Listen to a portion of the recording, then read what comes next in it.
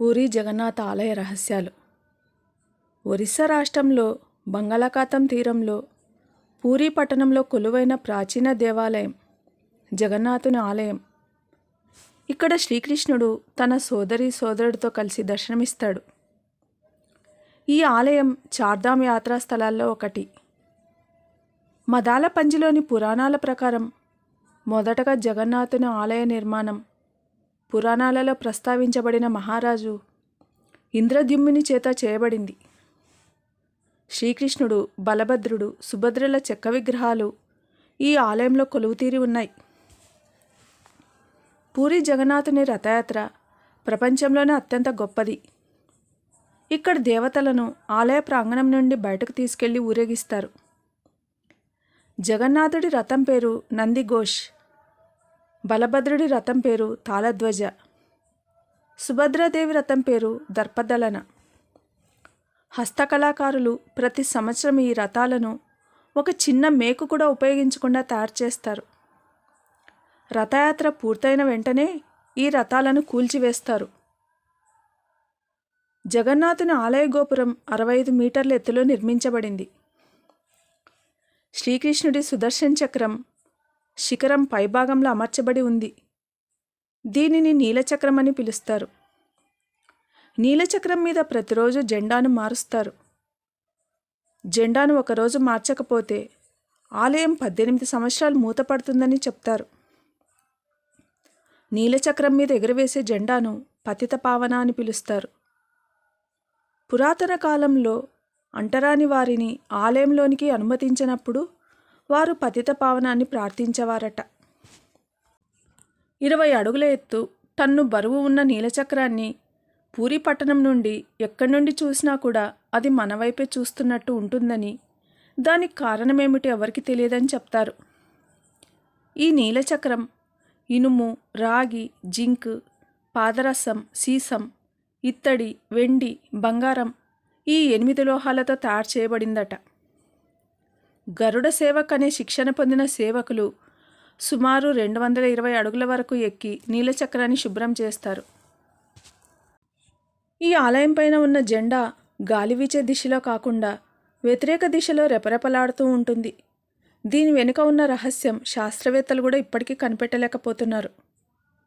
ఆలయం మీద ఎటువంటి పక్షులు కానీ విమానాలు కానీ ఎగరవు. ఏ ప్రభుత్వం కూడా ఇక్కడ నో ఫ్లయింగ్ జోన్గా ప్రకటించలేదు. కానీ ఎవరు చెప్పకుండానే పక్షులు ఎగరకపోవడం, విమానాలు తిరగకపోవడం అనేది ఆశ్చర్యకరమైన అంశం. ఈ ఆలయపు నీడ ఏ సమయంలోనూ ఎక్కడా కనిపించదు. ఈ ఆలయానికి 4 ద్వారాలు ఉన్నాయి. వీటిలో సింహద్వారం ఆలయ ప్రవేశానికి ప్రధాన మార్గం. ఈ ఆలయంలో ఉన్న వంటశాల పేరు రోసా గరా. ఇది ప్రపంచంలో 2వ అతిపెద్దదైన వంటశాల. ఆలయపు వంటశాలలో వండే మహాప్రసాదాన్ని వండేటప్పుడు లక్ష్మీదేవి స్వయంగా పర్యవేక్షిస్తుంది. వండుతున్న వంటకాలలో ఏదైనా లోపం ఉంటే ఆలయ వంటగది గోడ మీద కుక్క నీడ కనిపిస్తుంది.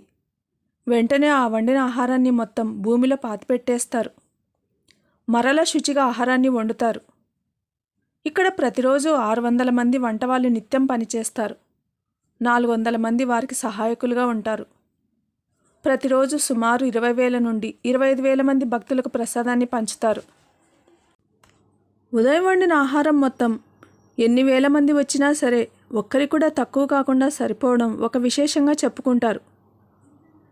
ప్రభాత వేళలో జగన్నాథ స్వామి రామేశ్వరానికి వెళ్ళి స్నానం చేసి, బద్రీనాథ్లో ధ్యానం చేసి, ద్వారకకు వెళ్ళి కొంత సమయం గడిపి పూరికి భోజనం వేళకు తిరిగి వస్తారట. అందుకే ఇక్కడ ఎన్నో రకాల ఆహార పదార్థాలు వండుతారు. ప్రత్యేకంగా ఏర్పాటు చేసిన కట్టెల పొయ్యి మీద కుడువాని పిలువబడే 7 మట్టి కుండలను పెట్టి ప్రసాదాన్ని వండుతారు. మొదటగా పెట్టిన కుండ పైనుండి ఒక్కొక్క కుండ ఉడకడం ఇక్కడి ప్రత్యేకత. ఇలా ప్రపంచంలో ఎక్కడా కనిపించదు.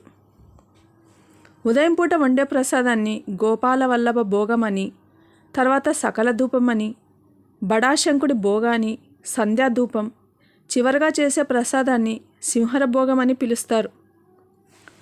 ఇవన్నీ స్వామివారికి సమర్పించే నిత్య నైవేద్యాలు. ప్రతిరోజు 56 రకాల పదార్థాలను తయారు చేస్తారు. ఈ మహాప్రసాదాన్ని ఇక్కడ అన్నబ్రహ్మగా వ్యవహరిస్తారు. ఇక్కడ ఆవిరితో వండిన మహాప్రసాదం వండినప్పుడు ఎలాంటి సువాసన ఉండదు. కానీ స్వామికి నివేదించిన తర్వాత ప్రసాదం తీయటి కమ్మటి సువాసనలు వెదజల్లడం ఇక్కడి ప్రత్యేకత. రోసాగెరాకు సమీపంలో ఉన్న గంగా జమున అనే 2 బావుల నుండి తీసిన నీటిని మాత్రమే వంటకు ఉపయోగిస్తారు.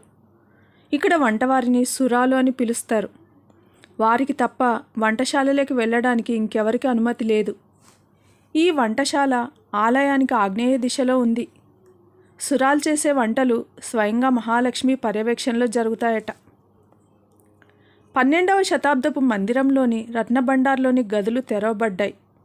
46 సంవత్సరాల క్రితం మూసివేసిన ఖజానా తెరవబడింది. అందులో ఉన్న నిధిని లెక్కించడానికి తేదీని నిర్ణయించిన తర్వాత నిధి విలువను లెక్కగడతారని తెలిపారు. ఇందులో 2 గదులు ఉన్నాయి. అవి బితర్ బండార్, ఇంకొకటి బహ్రా బండార్. ప్రపంచంలో ఎక్కడా లేని విధంగా ఎన్నో వింతలు విశేషాలున్న పూరి జగన్నాథుని ఆలయం గురించి మరికొన్ని వివరాలు విశేషాలు పూరి జగన్నాథ ఆలయ రహస్యాలు 2వ భాగంలో తెలుసుకుందాం.